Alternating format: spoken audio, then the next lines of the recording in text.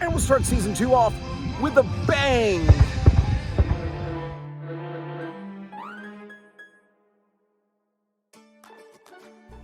Welcome back, and thank you for your continued interest in our special little program, where we really keep pushing to maintain your strong wardrobe game, inspired by the Disneybounding movement, and our shared love for vacation attire. In this episode, we move beyond the basic building blocks and start our journey to the graduate level program. But not to worry, as always, we will leave you with a solid Disneybounding outfit inspiration. So where does one pick up where you have covered all of the basic building blocks of attire?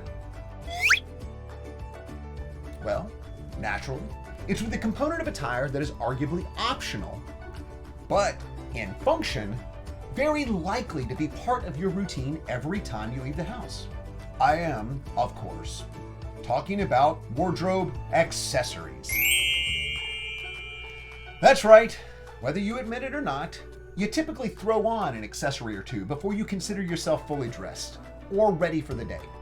Now, we've talked about the lanyard accessory in a previous episode. This is just one of many, many possible accessories that can accompany you in the parks.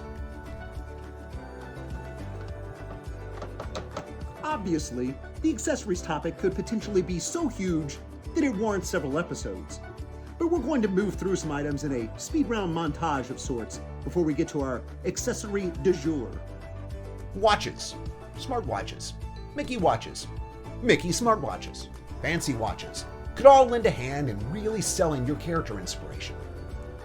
Umbrellas, walking sticks, sunglasses, and popcorn buckets. Maybe not. all of these fall into the accessory category and could all potentially be a small or obvious way to hint at your selected Disneybound. And all are certainly components of the daily wear for the discerning dresser. But the accessory that someone in your party will inevitably need to carry into the parks, and is still something that most of us have some form of on a daily basis, is the bag.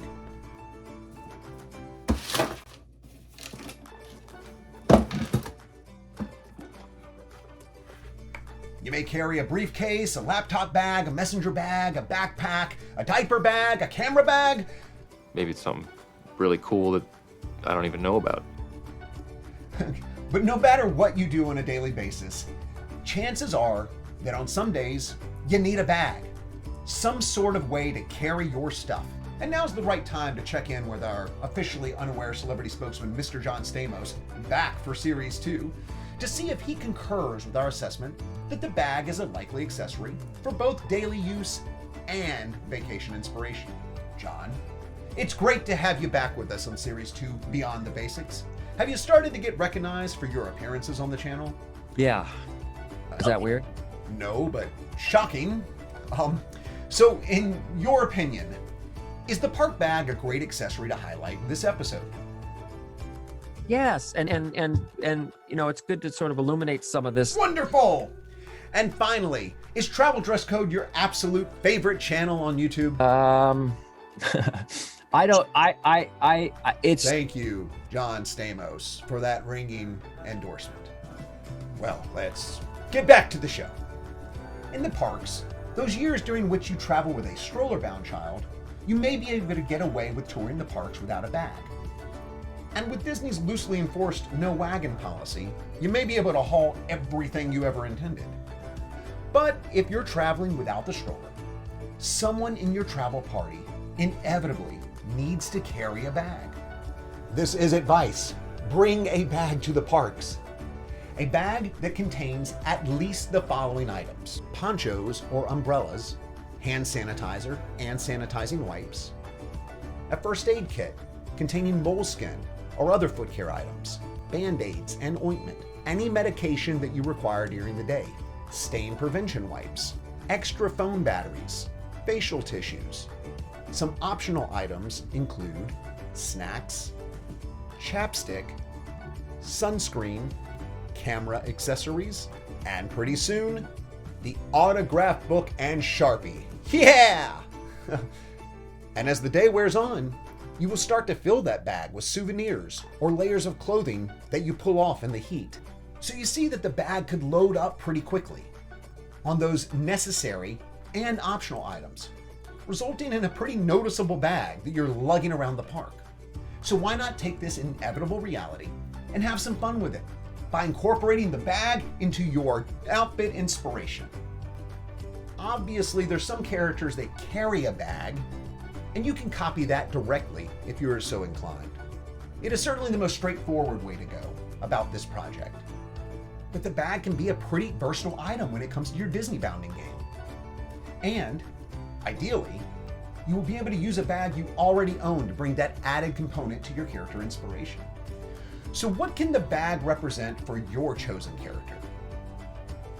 A standard backpack can represent an actual backpack of your character inspiration, of course, but the two straps could be a stand-in for a vest, suspenders, or color trim, the same way the lanyard helped to represent those character design components. It can also help complement your outfit by expanding your overall theme to the accessory. A diaper or tote bag can be a stand-in for an object a character carries around, or a sidekick, or even just to complement the overall vibe of your outfit. In this episode, we're choosing a character that has one strap of his overalls attached, giving him a bit of an uneven look, and capitalizing on this fact to incorporate a classy and masculine leather-style crossbody bag into our outfit. So let's get to building the outfit. First, I wanted to make sure that I had a great bag that would support my park touring requirements. That is, large enough to carry my anticipated items, and small enough to carry on the rides, and accessible enough to be functional in a theme park environment, but cool enough to wear just about anywhere, including work or other travel. I had plenty of backpacks on hand, but none of them really looked classy or distinguished. So I wanted to find something in leather or a similar material. And that's an easy search online. And I found myself preferring the crossbody bag style during my search. Fortunately, this was going to work for my character inspiration. So I settled on a leather look bag at an extremely affordable price with good reviews and ample space. Finishing off my outfit was easy, with a visit to my preferred brand's website and to discount clothing stores. I found just what I was looking for in some brown pants in my size, and I found a great Wreck-It Ralph looking shirt online. I noticed that Ralph also had a visible undershirt in a tealish color, so I ordered that t-shirt online as well. And although Ralph wears no shoes, I instead wore some shoes that fit in with the overall color scheme of my entire outfit. In the end, let's take a look at how it turned out. Here it is. The red plaid over the brown pants was immediately noticeable as Ralph.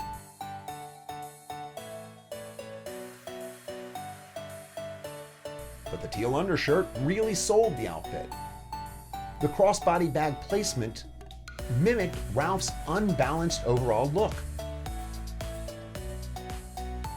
without ever really looking out of place.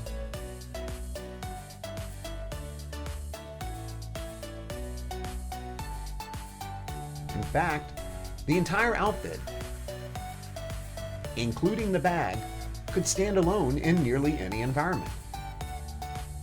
So when making my way through the link,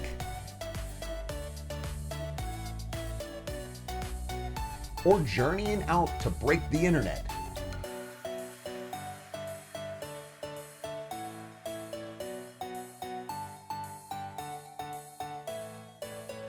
I was unmistakable in all of my 8-bit glory.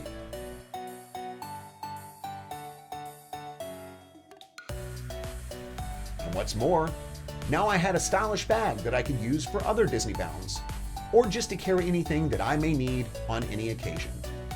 What a great benefit. So that's what we have for you today. Thank you again for joining us on this first episode of Series 2, Beyond the Basics.